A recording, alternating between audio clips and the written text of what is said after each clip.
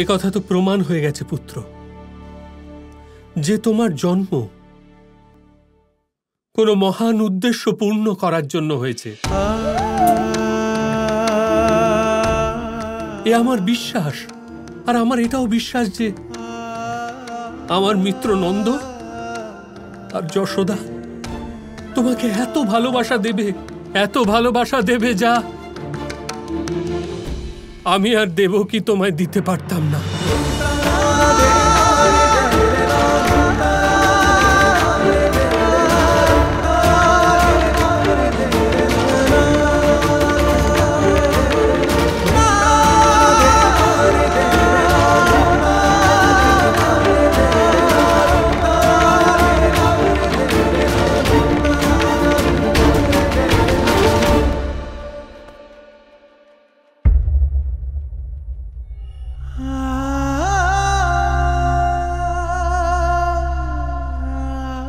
নিজের পিতাকে ক্ষমা করো পুত্র।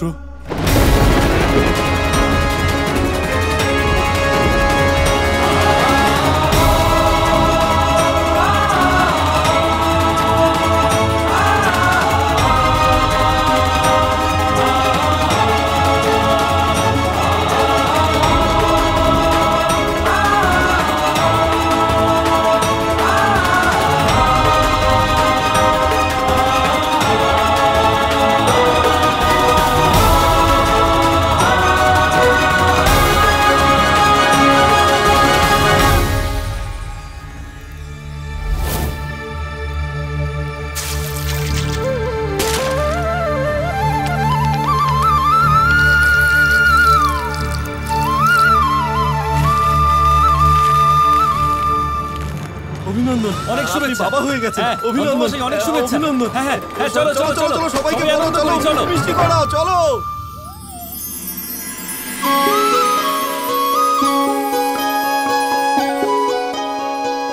শুভেচ্ছা নন্দরানী, ছেলে হয়েছে।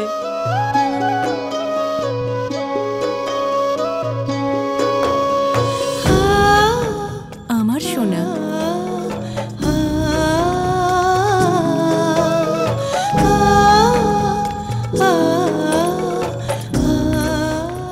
আমি ধন্য হয়ে গেলাম যশোদা।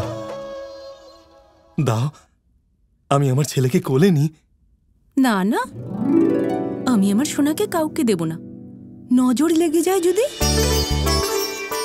কি যে বলো নন্দরানী, পিতাকেই দেখতে দেবে না ছেলেকে? পিতার নজর আবার লাগে নাকি যশোদা রানী?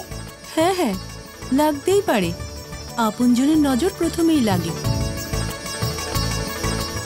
দেখছো না ভগবান আমাকে কি মিষ্টি সন্তান দিয়েছে। ব্যাস, মনে হয় শুধু ওকেই দেখতে থাকি।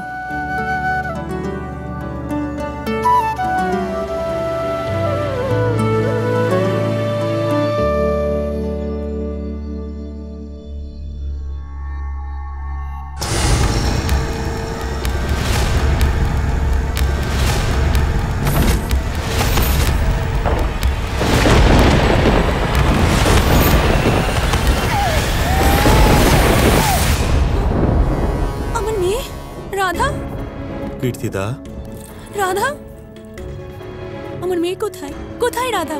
ও ঠিক আছে তো? চিন্তা করো না কীর্তিদা, সব ঠিক আছে। হরির কৃপায় দুর্ঘটনার পরে একটা গরুর গাড়ি ওখান দিয়ে যাচ্ছিল, চালক আমাদেরকে চিনতে পেরে এখানে পৌঁছে দিয়ে যায়। আর রাধা? রাধা কোথায়? রাধা একদম সুরক্ষিত আছে, ওইখানে দোলায় আছে।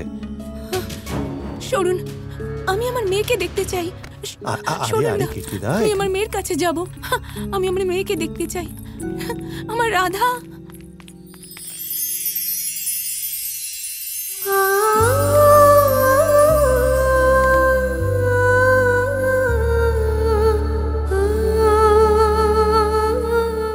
দেখুন না, ওই দুর্যোগ আমার মেয়ের মুখের হাসি কেড়ে নিয়েছে।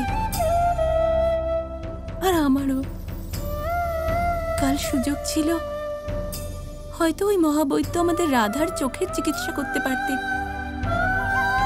কিন্তু ওই ভয়ানক ঝড়ের জন্য আমরা সেই সুযোগটা হারালাম।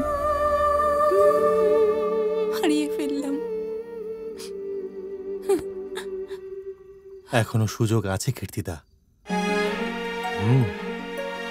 আমি খোঁজ নিয়ে দেখেছি, সেই বৈদ্যরাজ এখন কিছুদিন মথুরাতে থাকবেন।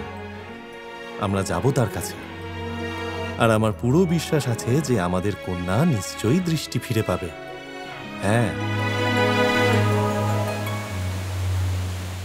যমুনা পুজো তো হয়ে গেল গর্গাচার্য মহাশয়। এবার যদি আমাদের পুত্রের নামকরণের সংস্কার পূর্ণ করে দেন তাহলে সৌভাগ্য হবে আমাদের। কোন ঘটনার পিছনে কার সৌভাগ্য থাকে সেটা কে জানে নন্দ।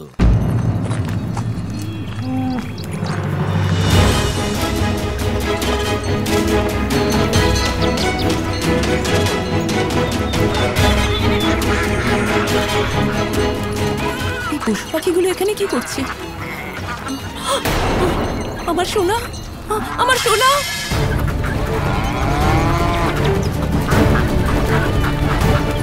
আমার সোনা!